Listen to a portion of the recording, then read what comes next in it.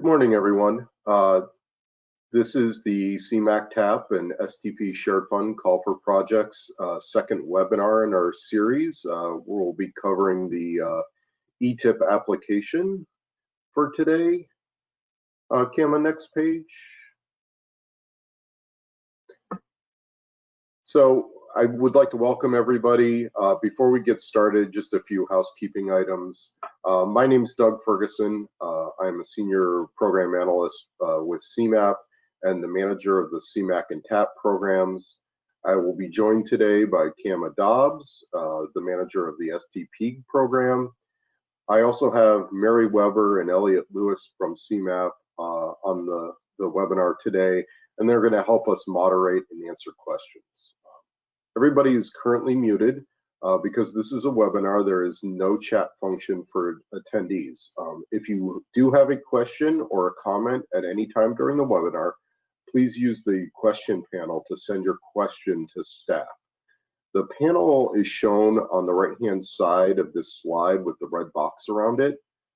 At the end of each section, we'll also give a minute or two for verbal questions. I'll ask you to raise your hand using the button on the control panel that is circled in red. So let's test that now. If you can hear me okay, go ahead and raise your hand.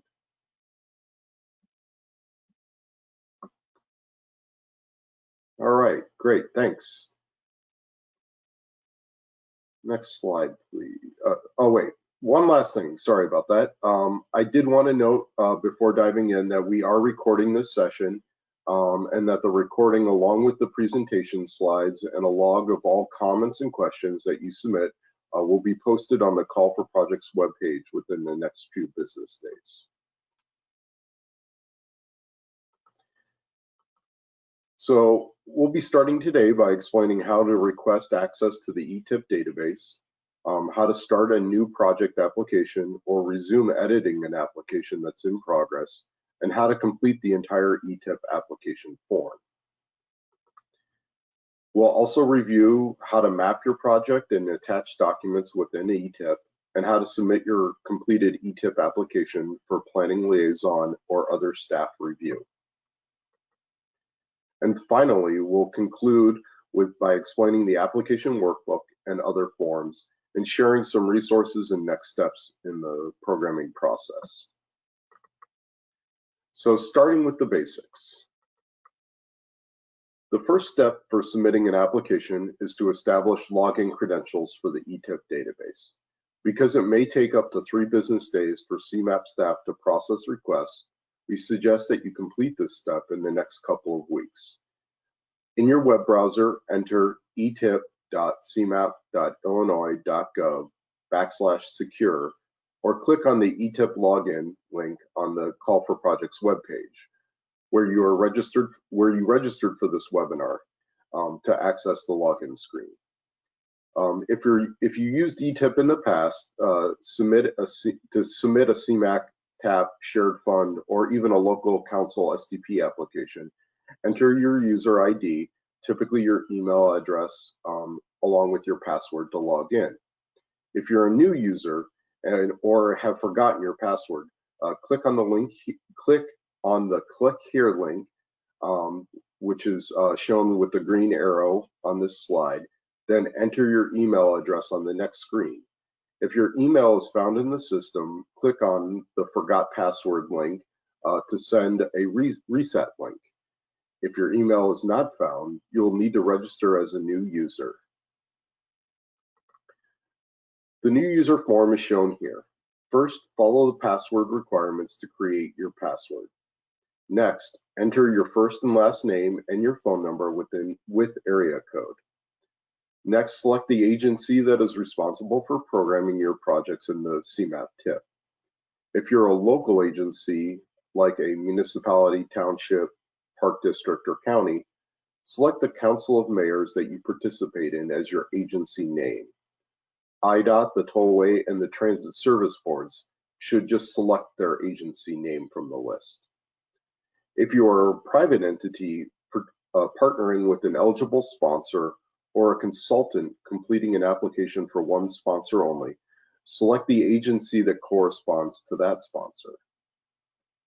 If you are a consultant completing multiple applications for multiple sponsors that belong to multiple councils, select the not available or other as your agency name and send an email to CMAP staff that includes a list of the sponsors and their councils that you will be working with.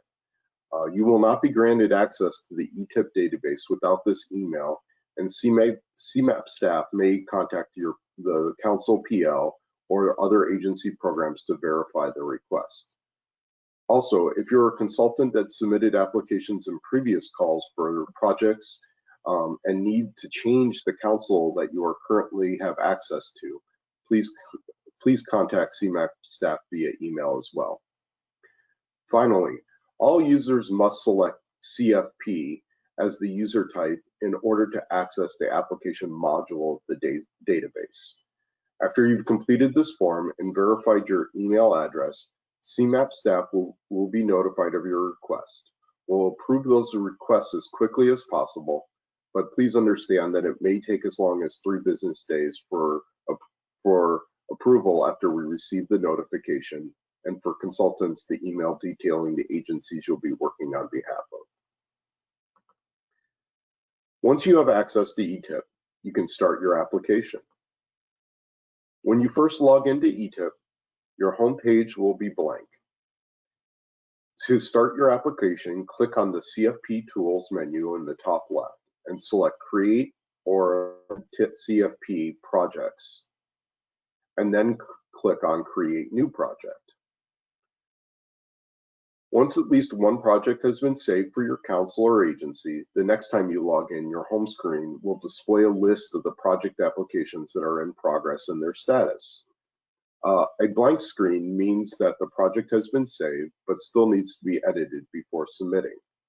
A status of Saved as Final means that you have finalized your application and requested review by your planning liaison or agency ETIP program.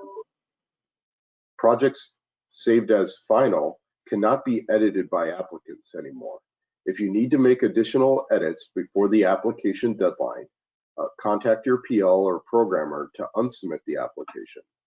The unsubmitted applications will have a status of unsubmit final in your in progress project list. At the top of your list, you'll also see counts, which are also hyperlinks to the applications by their status. In denied means CMAP staff have received the application but has denied accepting it for some reason. The reason for the denial will be documented in the project. You can address the denial comments prior to the application deadline and resave as final to resubmit. Note that if applications are saved as final after March 5th, you will not have an opportunity to address denied comments, so you're strongly encouraged to submit your applications early. Accepted applications are those that have been submitted by your PL or agency programmer and have been accepted by CMAP. Acceptance does not imply that your project will be funded. It simply indicates that your application was received by CMAP, and on initial review, the ETIP portion of the submittal is complete. Note that projects listed are all projects for the lead agency for which you have rights for seeing. I'm going to hand it over to Kama now to start us on entering an application in ETIP.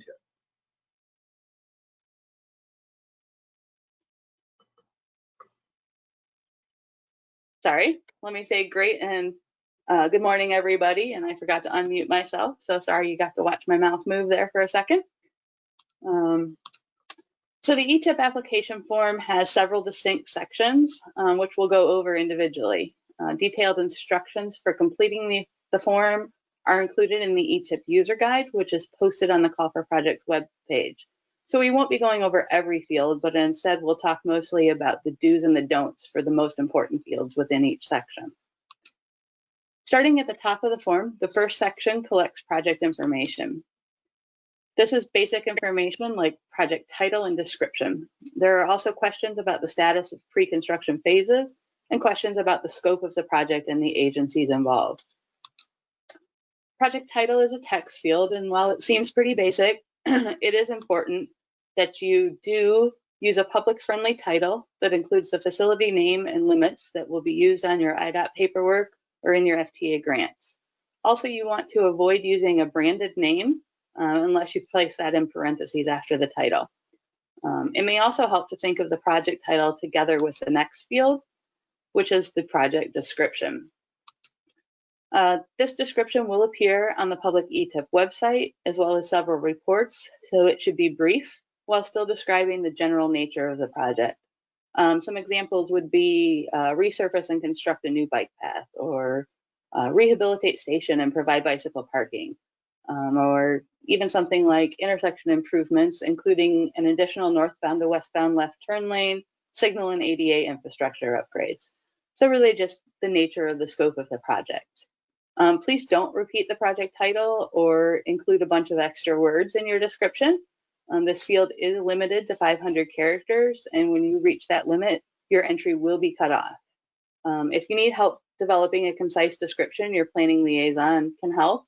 And you can also attach a longer description on the Documents tab that we'll talk about later in this presentation. The next few fields are basic questions about the status of various phases of the project and don't need a lot of explanation. Just select from the drop-down menus here or the options that are presented. And the ETIP user guide does provide guidance for how to select the right project type for your application. The next field is the work type. This is where we capture a more detailed scope of the project.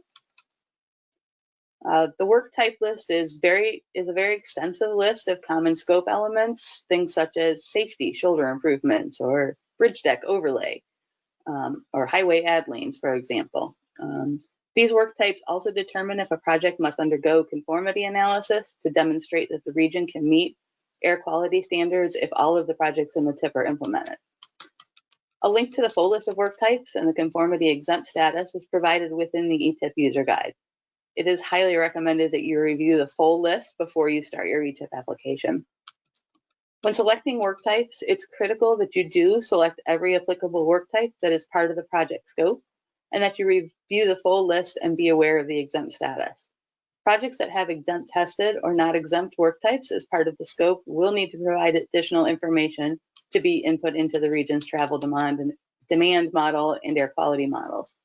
While I did just say select every work type, be aware that not all work types are appropriate for all project types. For example, in the work type list, you'll see one called parking, expand the number of spaces. This is a transit work type, and this work type should only be used for transit projects where the number of commuter parking spaces is being expanded. Likewise, for ADA-related work, there's a difference between ADA facilities, which is a transit work type, and ADA infrastructure, which is a highways work type. If you have questions about work types, your planning liaisons and agency programs are experts on this field. Finally, while it may be tempting to try to avoid conformity, don't avoid selecting not exempt work types if your project actually includes them. These projects are primarily capacity adding work types, and really in this call for projects would likely only be appropriate for STP shared fund roadway expansion projects. Some common errors that we see with work type selection, as I mentioned just a minute ago, include selecting work types that aren't appropriate for the type of project you're proposing. So when selecting work types, you'll notice that they all start with a code like H-AL or M-new. While these codes may seem a bit like gibberish, the first letter of the code is actually a clue to the appropriate project type. Work types that start with the letter E are related to bicycle and pedestrian work. Work types that start with the letter B are bridge work types. While the H work types are the basic road or highway types, there's also A work types that are highway safety elements, I work types for intersection work, and S work types that are for traffic signal work. For transit projects, there are a lot of different work types shown here that denote buses, rail cars or facilities, stations, transit operations, and more. Many of the work types also sound similar, but are actually very different, and the differences are generally related to that air quality exempt status. For example, widen lanes and resurface is different than reconstruct with a change in use or width of lane. Selecting the right work type is important both for conformity determinations and really for how your project will score in this call for projects. So additional guidance that includes visual representations for these similar roadway work types is linked in the user guide and can be found on our TIP Programmer Resources webpage. The field where you'll indicate the fund source or sources that you're applying for is the major implementation group field. For this call for projects, make sure that you do select either CMAP, STP shared, or TAP local, or any combination of those three to indicate which fund you're applying for in this call for projects. And very simply, don't select any of the other values in this field. The lead agency field is one of the key fields for assigning the TIP ID, and selecting the correct lead agency ensures that the proper person will review your application for release and submittal to CMAP. In most cases, the lead agency selected will be the same one as you selected when requesting your eTIP login credentials. For locally sponsored projects, your lead agency is your council. For service boards, IDOT, or others, the lead agency is the same as the implementing agency. Municipalities that are near council borders, please remember to select the Council of Mayors, not the COG, through which you access STP funds. If you're unsure, the application booklet and eTIP user guide both contain links to a list of municipalities by council, and the contact information for the council planning liaisons is also in that list. An accurate selection here is critical. The agency selected here is the agency that will be notified when you save your application as final. The TIP ID of the project is also determined by this selection, so please be sure that you're selecting the correct agency. The submittal and acceptance of your application could be delayed if the wrong agency is selected. Finally, if you realize after saving your application for the first time that you've selected the wrong agency, you should start your application over and select the correct agency. The next two fields, which are county and municipality, refer to the project's physical location, not the sponsor or implementer. For IDOT tollway or Cook County-led projects in particular, the selections made in these fields will affect the TIP ID assigned to your project. The county field is a drop-down list, and multiple selections can be made. When making your selection, select all counties in which the project is physically located. Only select region-wide if the project is not location-specific, such as a project to purchase new buses. While this next field is labeled municipality, it also contains townships, forest preserve districts, and even some local park districts that have sponsored projects in the past. Just like the county field, select all municipalities, townships, etc., that the project is physically located in. If you can't find the appropriate choice, such as a park district or township, please contact your planning liaison or CMAP staff for help that's specific to your project. Don't select region-wide or county-wide unless the project truly is not location-specific. Really, actually, in this call for projects, CMAC direct emissions reduction and CMAC projects in the other category are the only project types that would not be location-specific. In the next section, you want to enter the name, phone number, email, and company of the person that should be contacted if there are questions about the application. In many cases, the contact person may not be the person that's actually completing the application, and CMAP prefers that the contact be from sponsor staff rather than a consultant. Unlike the lead agency, the sponsor agency field, which is next, is the actual sponsor of the project. That is the agency or municipality that will implement the project by executing funding agreements with IDOT or being the grantee on an FTA grant. The drop-down list in this field includes all of the agencies that were included in the municipality, county, and lead agency fields that we just talked about. When selecting the project sponsor, especially for joint applications, again, select that agency that will be the one entering into funding agreements and signing all of the paperwork. There's a space in the application workbook, that Excel file that we'll talk about later, where you can enter information about your project partners. Remember too that councils of mayors don't implement projects, so they should not be selected as a sponsor. The last part of the project information section is where you enter enter the sponsor's SAM CAGE and GATA registration numbers. Applications will not be accepted without these entries. If you're not sure about these numbers for the sponsor agency, check with someone in the sponsor's finance department. They should have these ID numbers available. Transit agencies are the only exception to the requirement for these fields. Before moving on to the rest of the form, we suggest you save your application by clicking the Save button at the bottom of the screen right now.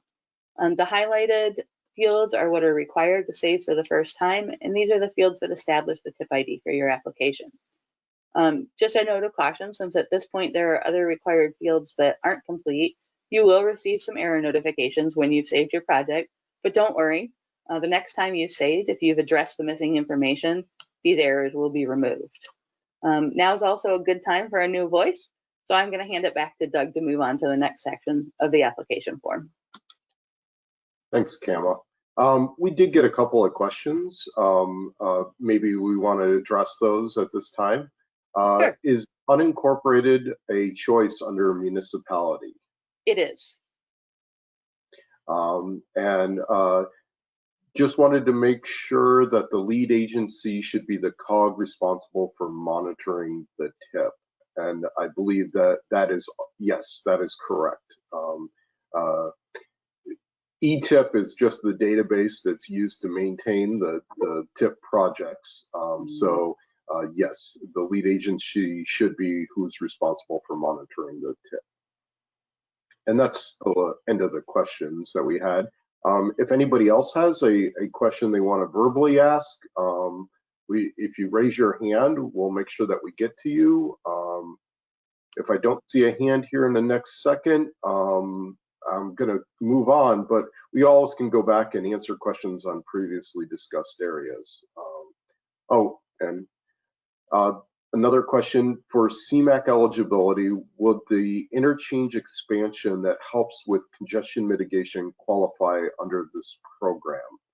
So typically, without seeing the details of it, an interchange expansion would not be eligible under CMAP because it would increase single occupancy vehicle capacity in the roadway.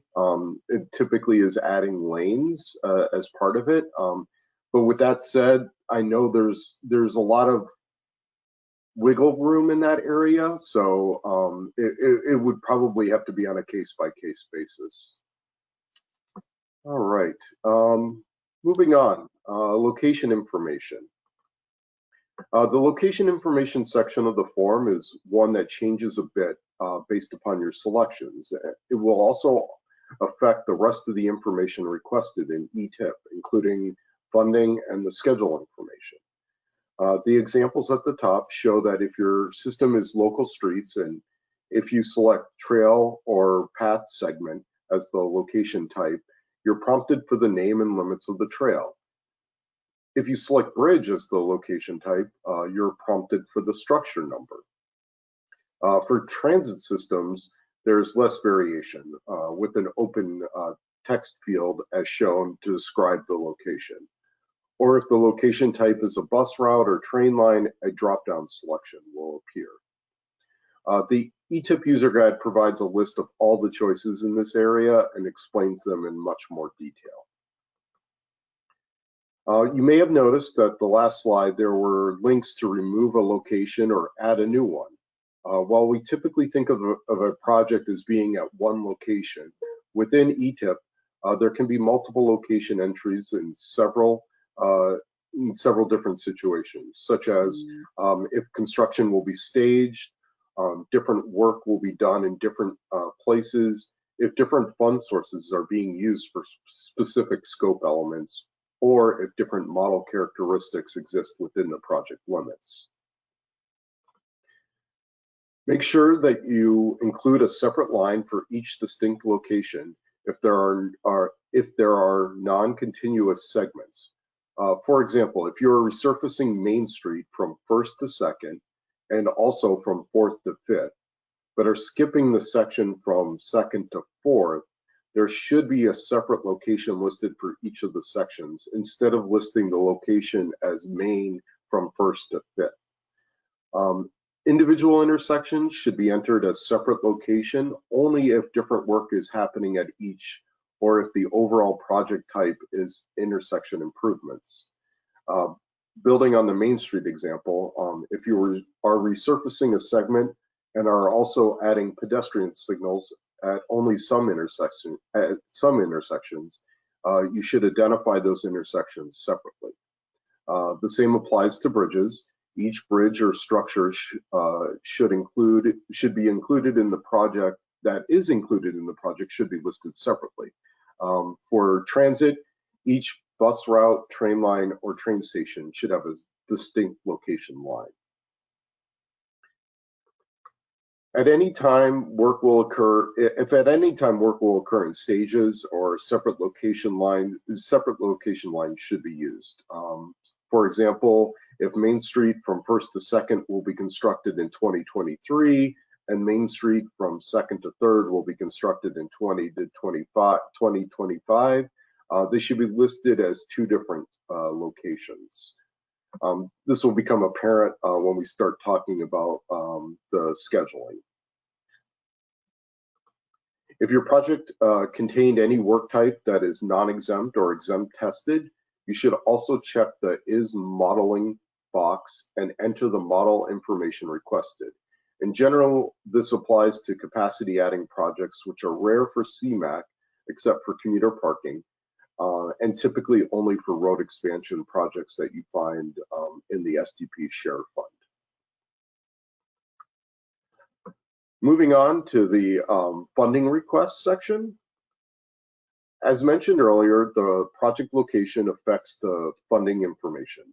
Roadway locations will have columns for engineering phase 1, engineering phase 2, right-of-way acquisition, construction, and construction engineering, while as the transit locations will only have engineering, implementation, and construction. The funding information includes the year, fund type, and the amount of funding for each phase. The example here shows that phase 1 was funded locally for $100,000 in federal fiscal year 2019. $80,000 is requested for phase 2 in 2020, and $20,000 is in local funds will be used for match for the request.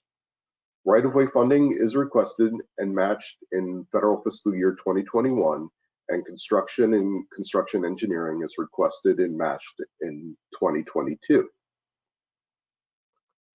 When completing the funding table, include all phases of the project, including those completed in the past. Separate the required local match from overmatch or non-participating costs. For example, in 2022, this applicant is requesting $800,000 for construction, which requires $20,000 to meet the 20% minimum match requirement. The $200,000 is shown on its own line item. The applicant is also providing an additional $50,000 in local funds, which would be overmatch in order to get more financial commitment points on an STP fund shared fund application, or could be something non-participating like decorative lighting. When selecting the year, it should be for the start of the phase.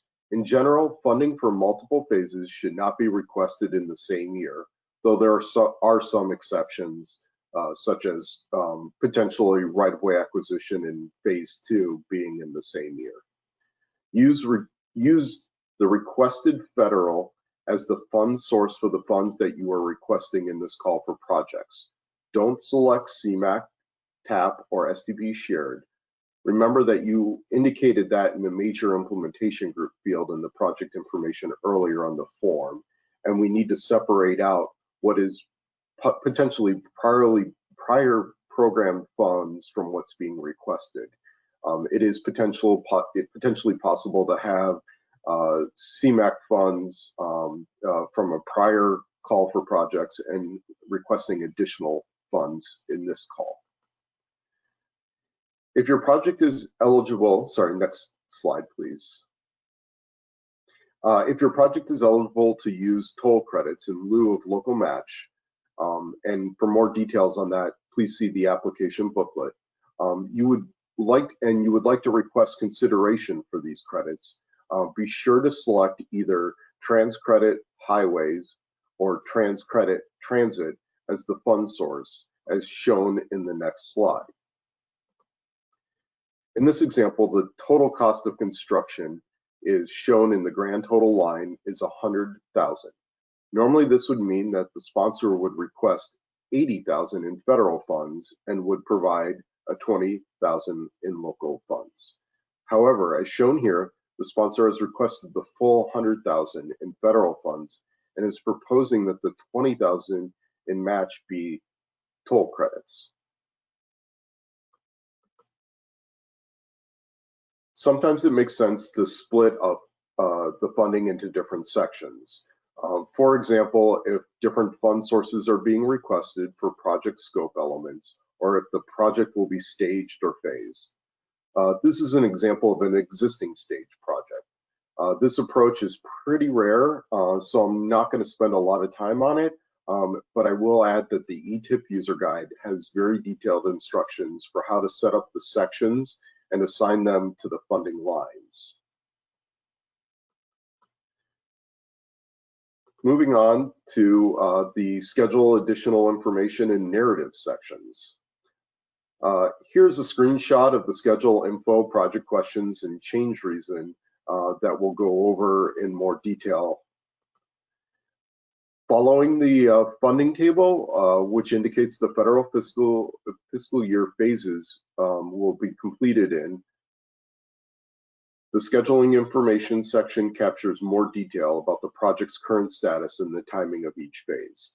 The phases shown here will match your funding table.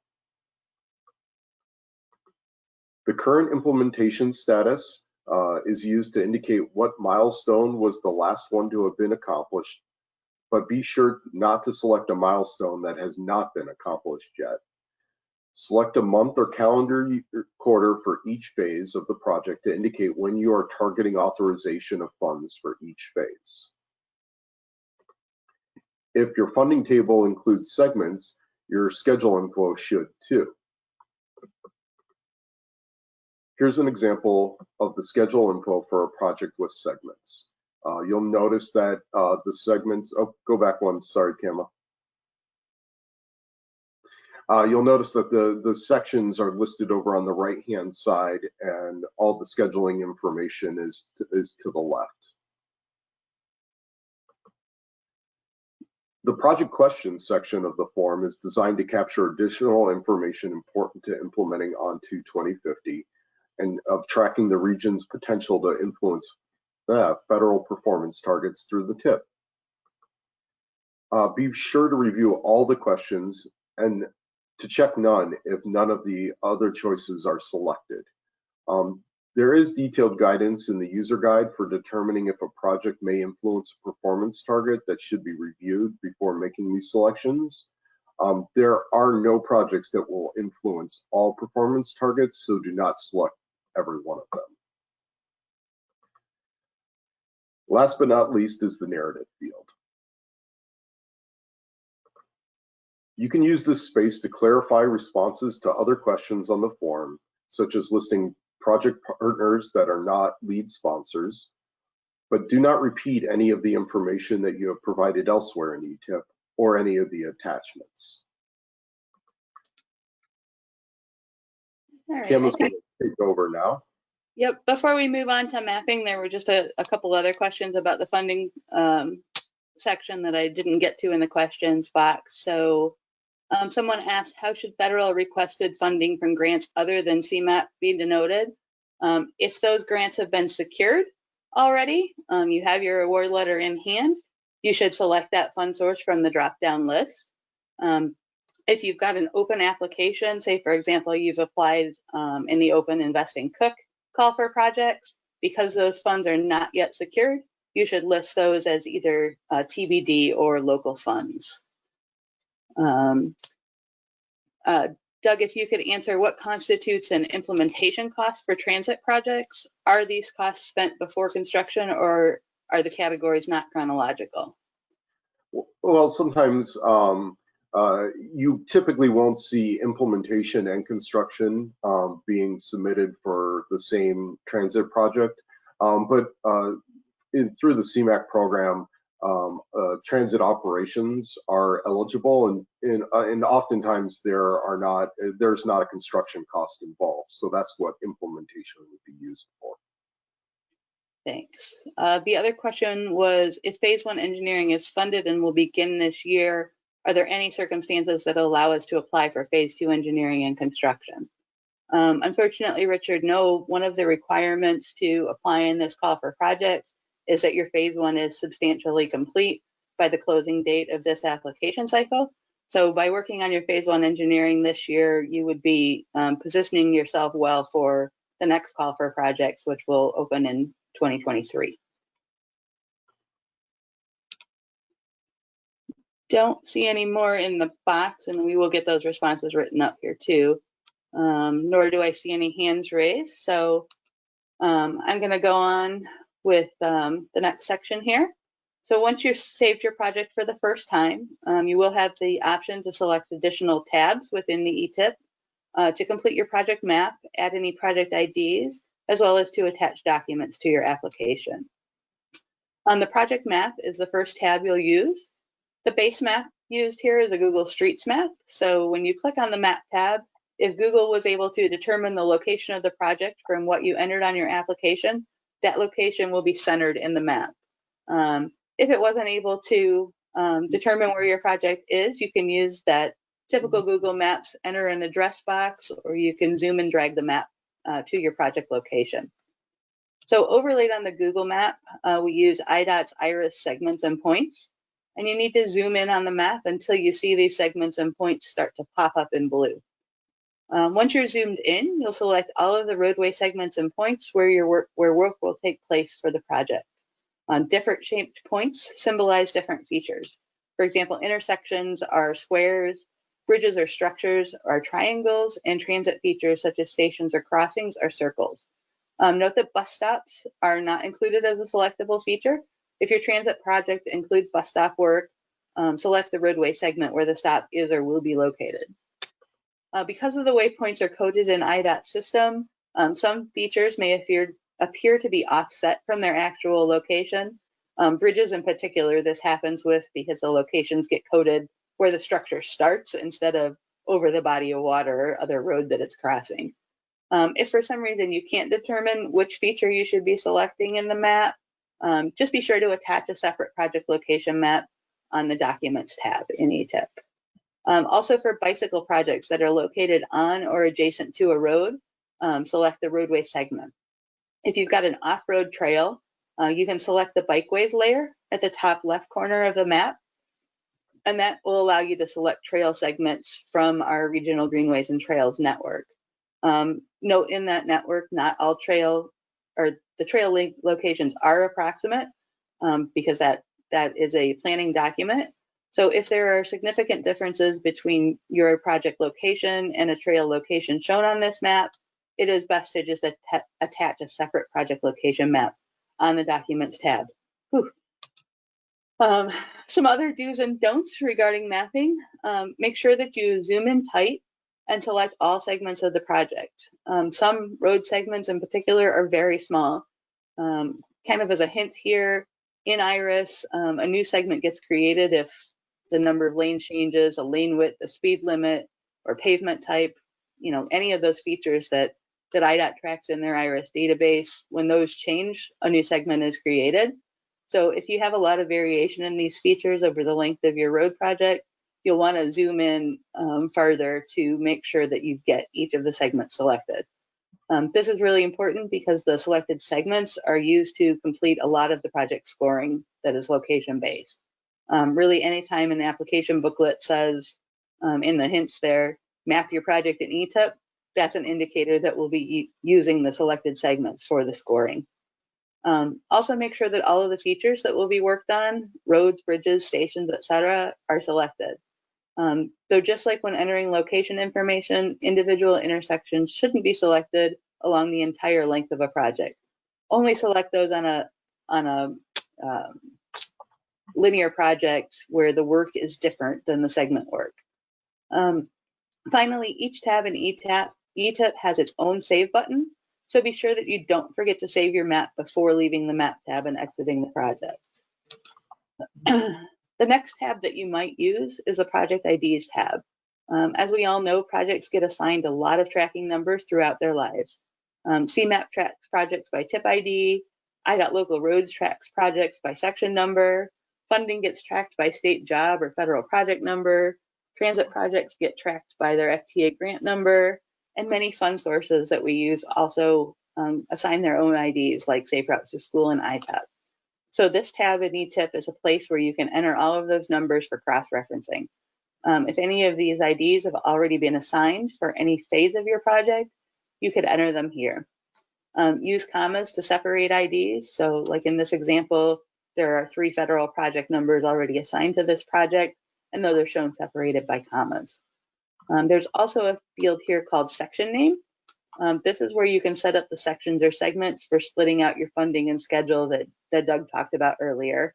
And as he also mentioned, the user guide has detailed instructions for how to do this. So please go ahead and enter any IDs that have already been assigned to your project, and don't forget to save your entries before navigating away from this IDs tab. The final additional tab that you'll use to complete your application is the Documents tab. When you access this tab for the first time, it will be blank. To add documents, click on the cloud icon in the upper right-hand corner to open the upload form. In this form, you should enter the date of the document, and that date is the date it was adopted or published. A description of the document, which becomes our file name for the document.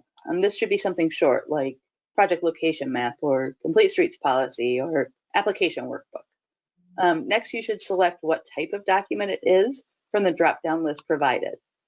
Common application attachments are at the top of the list, and other attachments are grouped together, such as IDOT forms or milestone documents. After entering this information, click on the Choose File button to open your computer's File Explorer. Once you've selected a file, it'll get listed next to that button. The final step here is to click on the Upload Selected button at the bottom to actually transfer your files to the database servers. You'll receive a pop-up notification when the files are successfully uploaded. Be patient if you're uploading large documents or if you don't have a high-speed internet connection. Here are some tips for uploading documents. You'll have the best results if you upload documents one at a time, especially if they're large files. Be sure to give each document a unique name in the description field, and never give 2 files of the same type the exact same name. Also, don't attach the same document multiple times. If you need to replace a document, you can delete it first and then upload it again. Also, if you have to attach larger documents, say over 5 megabytes, split those into multiple files and use sequential numbering in the file name to indicate the order they go in. Documents that are available online should not be attached. The application workbook has places to provide hyperlinks to those online documents. Once you've completed the eTIP application, mapped your project, and uploaded all of your documents, you're ready to submit your application. Remember, as you're completing your application, save your work often using the Save button. Not only does this preserve your work, but it will also alert you to errors such as missing information. Make sure you don't close or navigate away from the application page without saving your work. Also, be sure that you save at least once before adding a map or attaching any documents. After about 30 minutes of inactivity, you may be automatically logged out of eTIP. If that happens, your entries won't be saved, so again, be sure to hit that Save button often. However, make sure you don't click on the Save as Final button until you've completed the entire form, mapped the project, and attached all documents. Once you click on Save as Final, your planning liaison or agency programmer will receive an email alert to review your application for completeness and to make the final submission to CMAP. Once you've done this, you're no longer able to make changes to your application, including adding attachments, without assistance from your planning liaison, agency programmer, or CMAP staff. If you have saved your application as final by February 19th, your planning liaison will have time to release your application back to you if they notice any missing or incorrect information, so that a more complete application can be submitted by the March 5th final deadline.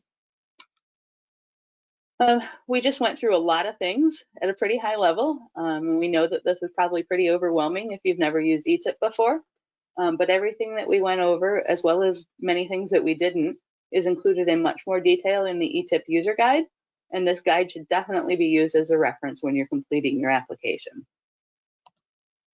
So with that, I think we'll take any more general ETIP questions. Want to start with a questions box, and then if we have another question that doesn't answer, we can use that raise your hands function to take those questions. Elliot or Mary or Doug, do you want to read any questions from the questions box that we haven't hit? Sure, I can read them off.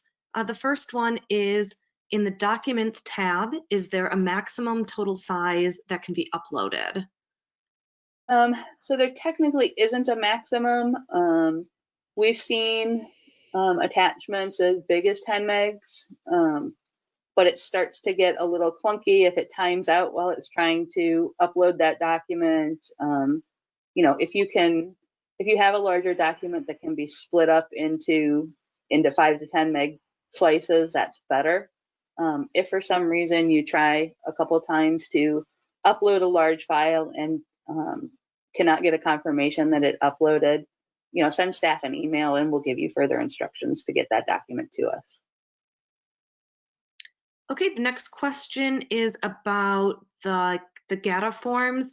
Do they need to fill out the forms or just enter in the number? So with this process, we realized that making everybody fill out a GATA form without being selected for funding was just not needed. So if projects are proposed for funding, staff will most likely reach out to applicants with the forms, asking them to fill those out at that time. So later in the process, probably most likely prior to final approval. Okay, and then we have another question. Is there a list of exempt and non-exempt project types? Where is that shared? Because I know we have that. Yeah. John, that list is our work type list. It's linked several times in the ETIP user guide. It's always can be found on the TIP Programmer Resources webpage of the CMAP website, and it's also linked in the application booklets. If you can't find that, let us know. We'll be happy to send it to you. But generally speaking, not exempt project work types are those that add capacity. Exempt tested work types are things that should be modeled but typically don't wind up having an air quality impact. And then exempt work types are your normal maintenance type work types. Okay, there are no other questions right now. Okay, any hands raised? Yeah, Oh, see it. One. Michael Dumas, you have a question. Let me unmute you. Maybe. Yeah. Yeah, I'm here. I had a question. I know you talked at the beginning about this ETIP user name. There is a potential that we could be filling this out for other agencies, several of them, but I don't know exactly right at this time. But you're saying if there's a potential, I need to just select other and then send that email to basically say I'm going to be working with these agencies. That's correct, Michael. What is the email address that needs to go to? That should go to both myself and Doug. Our email addresses are in the ETIP user guide as well as at the end of this presentation. And also, if you send a list, tomorrow and say we think we're going to be filling out applications in King, Kendall, and Lake, and find out in 2 weeks that you're also going to fill one out in DuPage, just send us another email. We can add that additional access. Okay, thank you. Sure thing. We do have one more question that came in. I know that we'll be providing a recording of the presentation, but will a copy be sent to participants? So we weren't planning on sending it to everybody, just because we have a lot of participants for both this webinar and the previous one last week. But they will be posted on our website that everybody can access at the Call for Projects on the Call for Projects webpage. Okay, great. And then one more, and then I'll let you move on. We can submit 2 STP shared fund applications, correct? Will those be scored separately? And that is a yes. I see that question just went away. Yeah, you can submit as many applications for any of the fund sources. Just the caution that we always give is make sure that if you're selected for all of those applications, you have enough funding available, both for the local match and keeping in mind that federal programs or reimbursement programs, sponsors do have to, particularly for engineering phases, pay the contractors and then seek that reimbursement. So if you submit multiple applications and get selected, be sure you've got the cash flow to cover them all.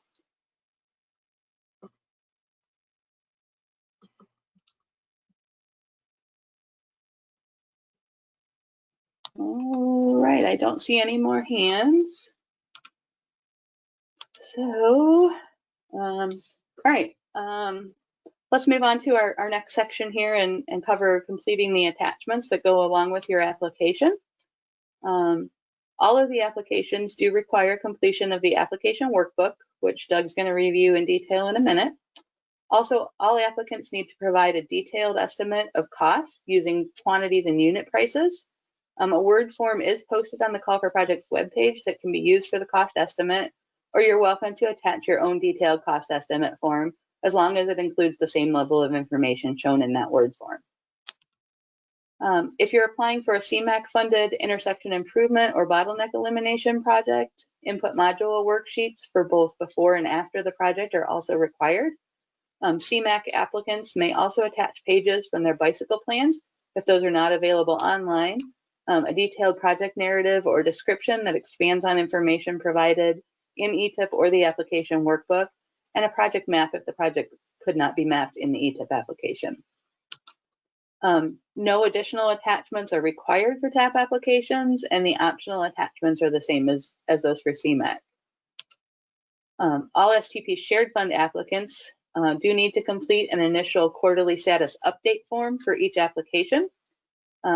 If you have a project that is currently in the shared fund or local council active or contingency program, you should update your December 2020 form with information that's current at the time of your application. And just a note that this update does not replace your required March 2021 update, which needs to be submitted between March 1st and March 31st. Other optional attachments for shared fund applications include pages from any local policies, plans, or ordinances that you did not provide a link for in the application workbook, any letters or agreements between the sponsor and the partner agencies, and just like CMAQ and TAP, any additional project narrative or descriptive information, and a map if you are unable to map the project in ETIP. So take it away, Doug. All right. So the application workbook is an Excel workbook containing specific questions to each project type that are directly related to the project scoring. The workbook contains multiple worksheets or tabs that are specific to each project type. Throughout the workbook, both the tabs and the individual sections of a worksheet are color-coded as shown here. Green indicates a tab or question that applies to all fund sources. Yellow is for CMAQ or TAP applications only, and orange is for the STP shared fund only. Within each worksheet, questions and directions are shaded in light blue, and spaces where you should provide your answers are shaded in light green. For example, here's a snapshot of the road projects worksheet. You can see that the project identification section, questions 1 and 2, should be answered by all, regardless of the fund source being applied for. The next section, project scope, questions 3 through 5, you'll see that the header is in yellow, indicating that it should only be answered if applying for CMAQ funding. The actual questions are on the left and shaded in blue, and the space for answers is shaded in light green. When completing your application workbook, be sure to review the instructions worksheet at the beginning before starting. This sheet will provide general guidance and instructions for which worksheets should be filled out and by the fund source and project type. When you're done, make sure that you have saved your file in Excel format. And I can't reiterate this enough. We use the Excel file to extract information that goes into our evaluation. And without it in Excel format, we can't do that. So just please save it in Excel format. It should also, you should also include the tip ID that's assigned to your project in the file name. And that just helps us with making sure that we can identify the individual workbooks and assign it to a project. And then upload the documents tab to the project in ETIP. Please do not put more than one project in the same workbook or save in any other format. As noted, the instructions worksheet should display when you open the file for the first time, providing basic instructions for completing the workbook. For CMAP and TAP, a link is provided to the worksheet that is appropriate for each project type, and most projects will only complete one worksheet. For shared fund projects, the required and optional worksheets are listed by project type. All shared fund projects must complete the All STP Projects worksheet and a type-specific worksheet.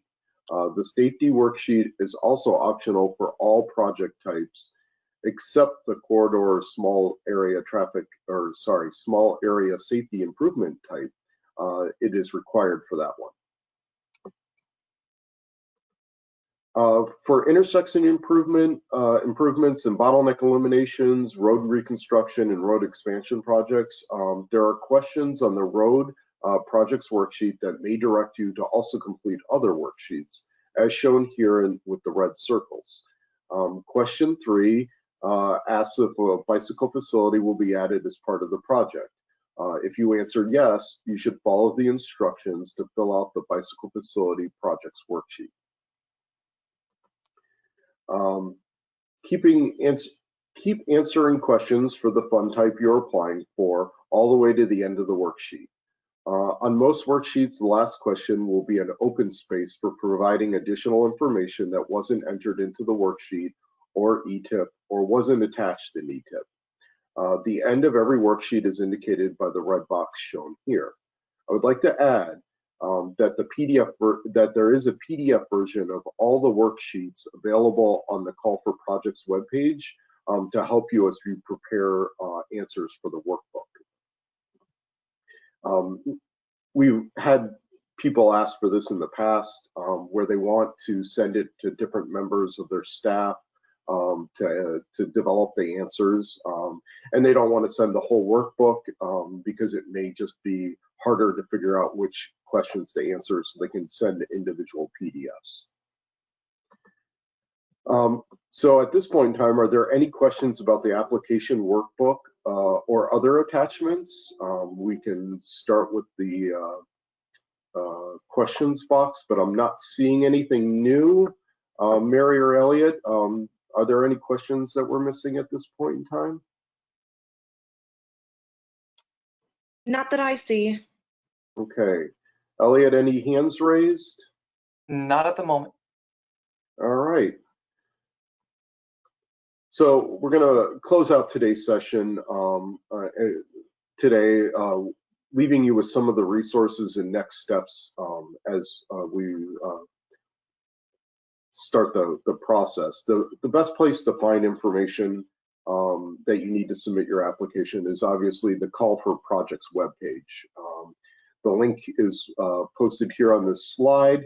All the application materials, forms, the recordings of this presentation, plus the slides and the questions and answers from both today's and last week's webinar are there, along with an FAQ page that we try to update regularly when we start seeing a lot of the same questions being asked.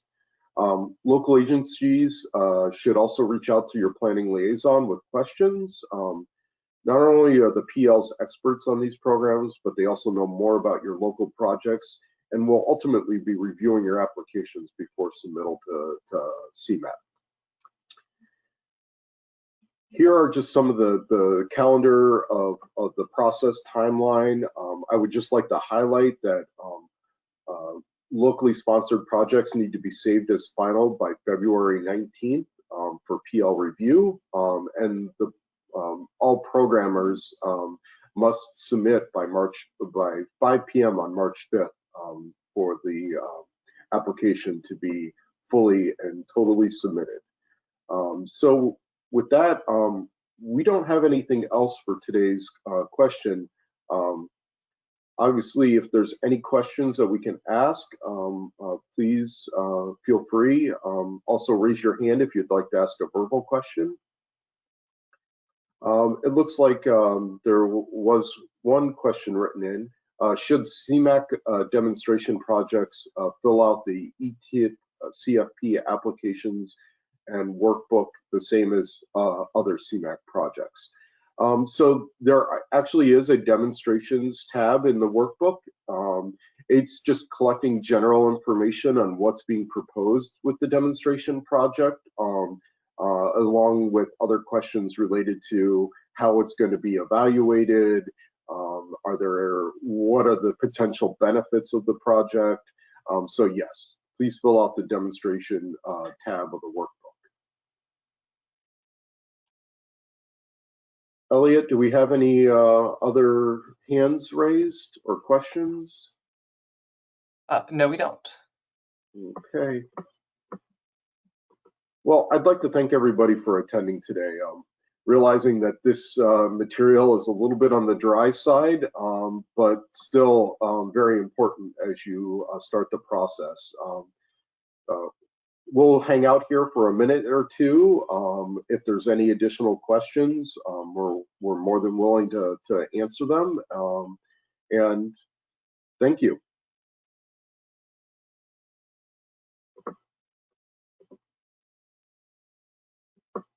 I would add, if you do have a question that you're typing into the thing, if you just raise your hand so that we know that we'll hang out.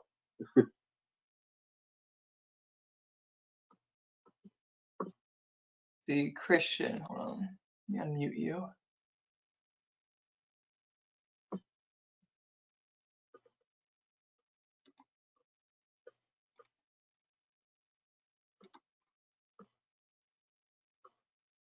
Christian, I know you have a question. I can't seem to unmute you at this time if you want to. He did type his question in. Did he? Oh, no, that's it. Is the final save date due date for transit agencies February 19th or March 5th? So, Chris, you're not required to save as final by February 19th, but please understand that the programmer for your transit agency will need to still do the save or the submit. So give them time to be able to do that. Just make sure you're in touch with whoever is your programmer that's responsible for changes in the TIP database. Cameron, did you have anything you wanted to add there? I was just going to say for those at the transit agencies that do regular TIP amendments and changes, those are the folks that have the ability to submit the application. So we will be reaching out to you guys in the next few days to remind you that you may see these save as finals and need to submit those through. Chris, I think in your case, you're actually have that kind of access rights now. So the February 19th deadline, whether it's for transit agencies or any other project, is a pretty soft deadline. If you want a chance for your application to be reviewed for completeness by someone who is an expert in programming projects in the TIP, including the planning liaisons for the local projects, get those in by February 19th. That'll give them a chance to review those project applications and let you know if they think anything's missing. And that'll give you a couple of weeks to respond to those missing items. The hard deadline for all submittals is March 5th. There won't be any ability to add missing documents after March 5th. So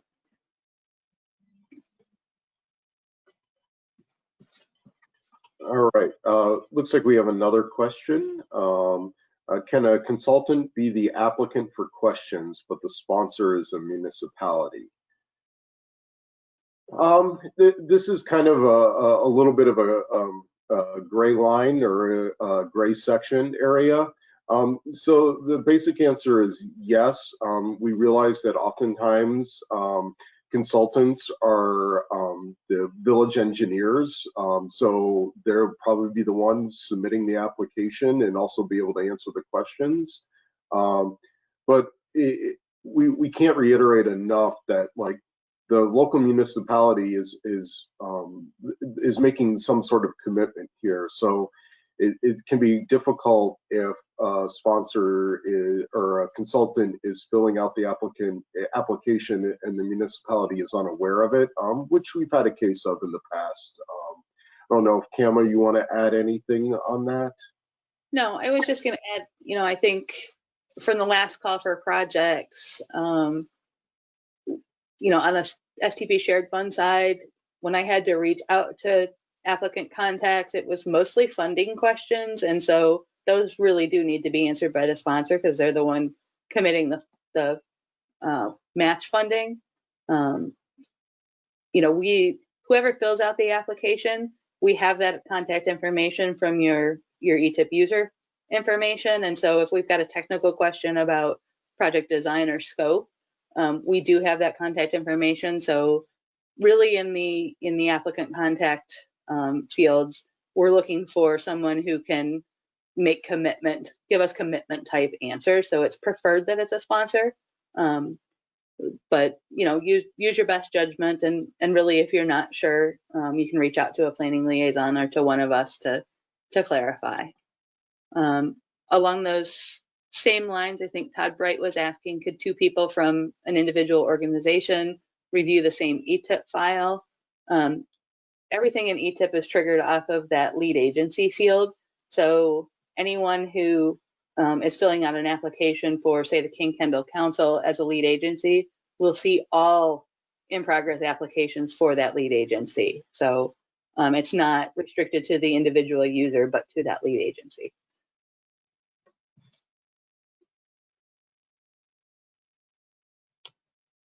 So the basic answer to that question is yes, two people can review from the same organization can review the same ETIP file.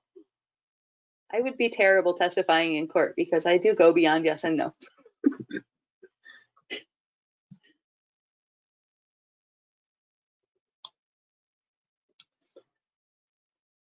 All right. I'm not seeing any other questions. Let's see if we have any more hand raised. No, we don't. Thanks, Elliot. Well, once again, I want to say thank you to everybody who participated in today's webinar, and good luck. Please reach out to your planning liaison with questions. Cam and I also are available to answer any and all of your questions regarding this call for projects.